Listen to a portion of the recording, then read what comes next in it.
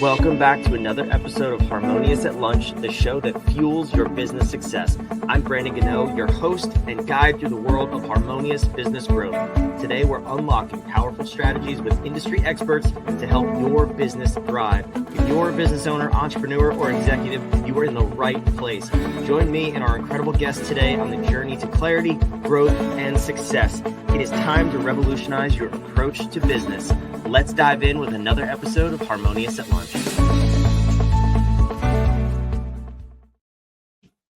Welcome back into some more bite-sized business advice. In today's episode, I can already tell I'm excited for just based on the topic. We're talking about building your teams faster.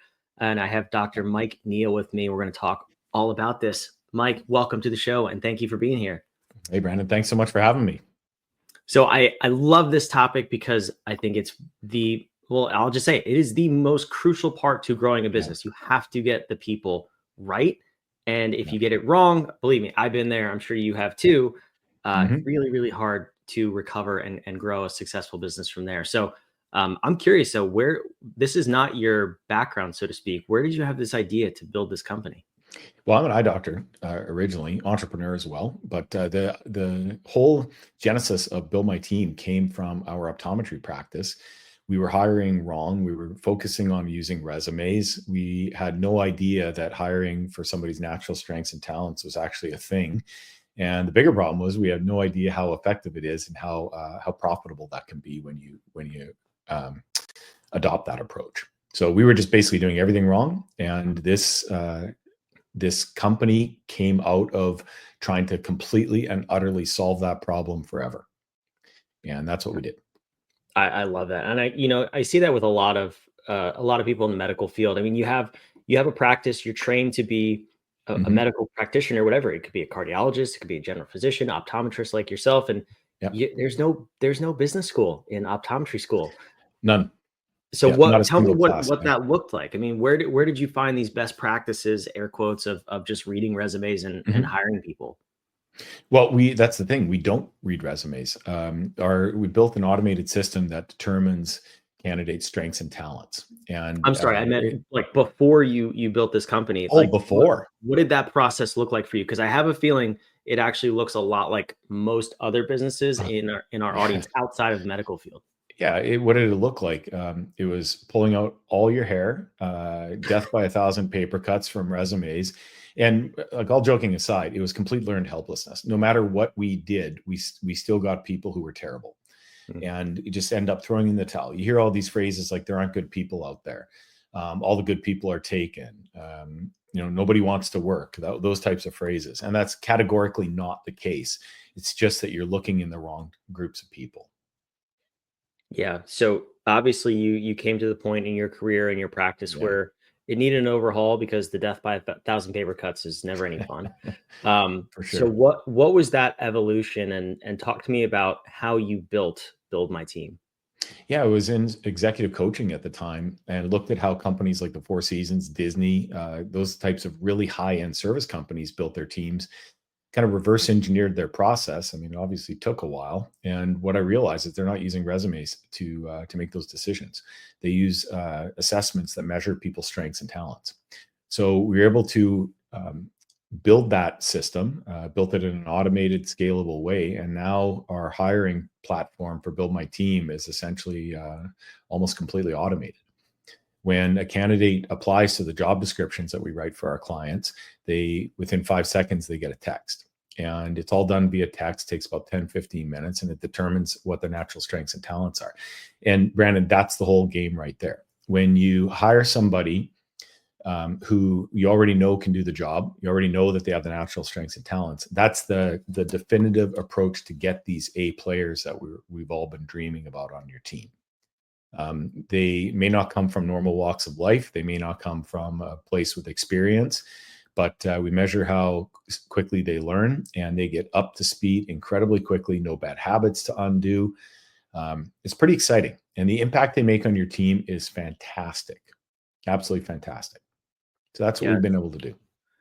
It's hard to understate the value of a true A player.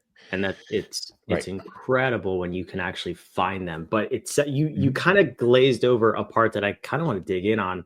You said you Sure. write the job descriptions for your clients. Yeah. That right there is further than most people go when writing their own Yeah. job descriptions. They go to ChatGPT and say, "I'm looking for an administrative assistant," and copy paste, Right. boom, it's on LinkedIn. How do you write Yeah. job descriptions so that they attract hopefully the right people? And then we'll get into further narrowing that down in a second. But how do you Yeah. start with that? What's the language that you use? And you have to craft a job description that attracts them with that language. And then you also have to make sure your job description is going to um, describe people's impact. That's what people want nowadays is they can get a job pretty much anywhere, but they want impact. They want to know that what they do during an average day makes a difference to customers, clients, or the world. And we've really nailed that. It works extremely well at getting the types of people that we want into, as you can imagine, the top of the hiring funnel, if you will.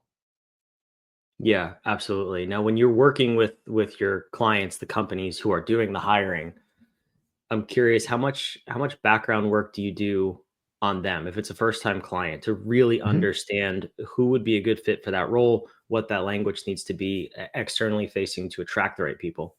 Yeah. So it starts off with a consultation call, and usually that can be done in about half an hour. Believe it or not, it's pretty quick, but it's also very intense to get that information out of the client. And we want to know all the horror stories the client's been through. We want to know all that stuff because matching these candidates to the client, we have algorithms that do that, of course, but we can make them even more specific when we know exactly what the client is looking for these positions. Gotcha. Okay. So then for the actual hiring process, you said Mhm. you within the tool that you built within Build My Team, you use different assessments. Are they proprietary or are you pulling from industry established tools?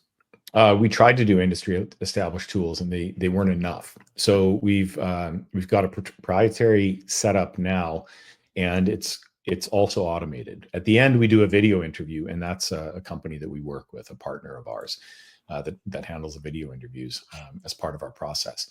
But whole thing's about 10 to 15 minutes end to end. And by the end of that process, we know the candidate's strengths and talents a lot of times better than they know themselves. And we're also able to say with about 97% certainty that they can do the job. So where this becomes really exciting is the finalist candidates are sent over to our client, and they can go eeny, meeny, miny, mo, and still pick an absolutely terrific candidate. That's incredible. So from Hmm. the Yeah. candidate pool of, I mean, what's typical? I mean, let me toss that out for the people using your software. What's the typical application pool for any one job? Let's say a secretary, front desk type person in a business, customer service facing, y- average can be anywhere between 1 to 300 candidates or more. Wow. We've had more in the past, and that's really important because we're going to reject almost everybody as part of the Mhm. process, and that's the key. We're not looking for the right for the needle, the right person. Essentially, we're looking for a needle in a stack of needles, but the right needle, Mm. and that's really important. So everybody looks the same from a resume standpoint nowadays, or really darn close. Um, you can't make decisions based upon resumes unless you're psychic. I mean, that's just the bottom line. Um, so with the strengths and talents approach, you're not looking at a resume. You're looking at what we call our insight report, which lists things like their speed of learning, their stress tolerance, whether they're detail oriented, how they follow process, all kinds of information. It's a couple pages long. We also take a look at really nuts and bolts things like how far are you located from the office? That's automated as well. What hours are you willing to work? You know, you can imagine you post a job for full time and you get these candidates applying that only want to work part time. And you scratch your head and you say, "Well, didn't you read the job?"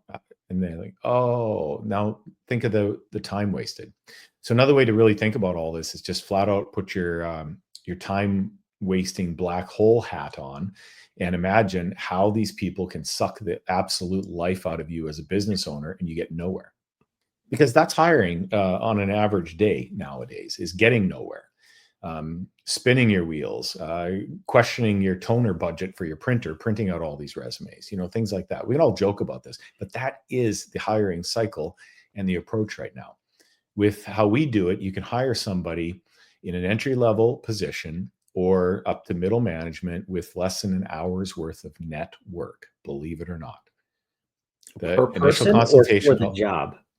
For the job. Initial consultation call, getting the information back from our team about the candidates, and you can pick them based upon the information that we provide. It's straightforward. That's some incredible. Clients interview them, some clients don't. That's up to the client. Mm-hmm. Yeah. So you're saying the process and the information gathered is so rock solid that you could potentially not even have to interview that person to hire them. We have clients who do that. Yeah, exactly. That's awesome. They'll just ask our team who they should pick, and they move forward. I love that so much. So then let's talk. Let's talk from the client's perspective, because when you're in this arena, you always get the question of discrimination, right? When people answer these questions and they're like, oh, yeah, I was discriminated against. That sounds like a lawsuit. How do you help your clients mitigate that risk? And how do you mitigate that risk as well? Yeah, absolutely. I love this question. So our entire hiring system is blind, deaf, and completely opaque as to what a person looks like. You as a client will never know. Mm-hmm. You're not sent video interviews. You're not sent any of this information. So as far as the finalist candidates go, the couple people that we send over who are the A players, each of them could do the job. And the reason that our clients, we don't actually know internally if a person is either male or female until a guess can be made on the video interview. And it doesn't matter. That's the whole point. The entire process in terms of discrimination, male, female, pink, white, purple, green, it doesn't matter. None of that stuff matters. What we have created is a way to get an A player. And let me tell you, when you have a business and an A player walks through your front door, you don't care either. It's completely irrelevant. You want the person who's going to perform. And as part of this, our system is built from the ground up to not look at that. It's not measured. It's not categorized in any way, shape, or form. We just don't believe in it. It's the wrong thing to do. And we don't believe in it. We built a system that is as robust as humanly possible to prevent that. Yeah, I mean, as it should be. First of all, like it should not matter who that person is. It's just unfortunate that a lot of the D and F players like to play that game and game the system, so to speak, and are litigation frivolous. Yeah, they're long gone out of our process. Yeah, these are folks who don't want to get off the couch and put their Xbox controller down to even respond to a text asking them to take action and do these assessments. Well, I don't want to discriminate there either. I mean, that's not fair. They could be playing PlayStation or Xbox, right? I mean, it could be either one.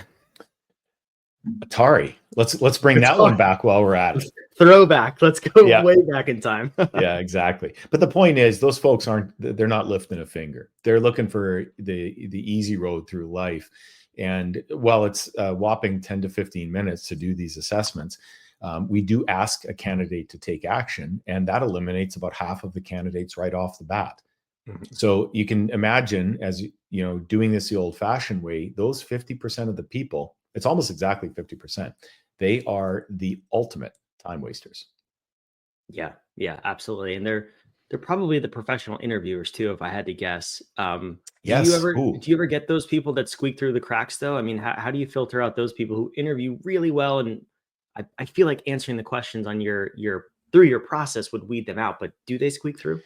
It does. So we weed them out. We have checks and balances on these questions to know when somebody's trying to game it, and it flags. It flags our system. And we just they exit our process and we move on. Second thing is, on the video interviews, we ask them questions. They're the same for everybody. And it's not what they say in response to the video interview, it's how they say it. It's how they're going to represent your business. Are they full of like slang, colloquialisms? Are they more formal? Well, each of those is fine, depending on what the business is looking for. Are they, there's all kinds of variations to that. I'll give you a quick example. Early on in the video interviews, we saw a lot of young women dressed incredibly nicely doing their video interview, standing in the bathtub. Full formal interviews outfits on. Yep. Why were they doing that? Well, because the bathroom has a door. The kids are on the other side. Incredible lighting, fantastic acoustics. And it was the only spot in their, what I would imagine would be tiny apartment, that allowed them to put their best foot forward no matter what. These are A players. They're just dripping with awesomeness. They have almost no resources. They flipped those almost no resources into a complete strength for themselves. They were able to very quickly demonstrate how fantastic they are. And we, as soon as we figured this out, that's an easy decision. Somebody does that, they're being recommended for hiring. But I'm not gonna lie, you threw me off. Completely counterintuitive. Yeah, completely counterintuitive. Yeah, I was not sure exactly where that was going to go. Yeah, it happens over and over. Turned out. Yep, happens over and over. It's quite a routine thing for our team. Yeah, that's awesome. Okay, so then I love this. I love this tool. I love that it makes hiring easy, because it is. Let's be real. It is frustrating to hire. Mm-hmm. I'm not going to sit here and say there's nobody available, but Right. Nobody wants to sift through 300 resumes for one job. That's just nonsense. So right. Give me the sense of a company who's going to get the most bang for their buck, so to speak, from using a tool like this. Like what could that transformation look like based on how they're hiring now, implementing Build My Team, and then leveraging that to streamline their hiring process and grow their company? Oh, great question. So first of all, it's a very affordable service. We charge per hire, not based upon what the person is expected to make or otherwise. Where we excel are on positions where you know the type of person you want. And granted, we have algorithms for things like clerical positions, all those types of managerial issues that are positions as well. If a business wants to hire a lot of one type of person, let's say a lot of administrative people or things like that, we excel in that area. If you want one person in this type of position, another person in that type of position, we can also do a great job of that, as long as we understand exactly what you're looking for. So I'll give you an example. In the case of healthcare, if you need anybody in a healthcare position that's non-licensed, that's something we do bread and butter all day long. If you want a secretary for whatever type of business, if you want a biller or somebody to handle accounts receivable, those are positions we do all day long. That type of thing, customer service, etc. Yeah, I'm going to toss your website on the screen here, buildmyteam.com. Wherever you're watching or listening, we'll put it down in the show notes as well, so you can go click on over. Thank you. I'm curious, Mike. The last question here is to circle back to the beginning. What happened to your company, your optometry business? I assume you were the first test case. So tell me about the transition that you personally made. Oh, fantastic. Yeah. We ate our own dog food, in software. That's how it's described. Practice went from 14 people down to 10 and a half. So we reduced the headcount by 3.5 people. We increased the gross by almost 50%.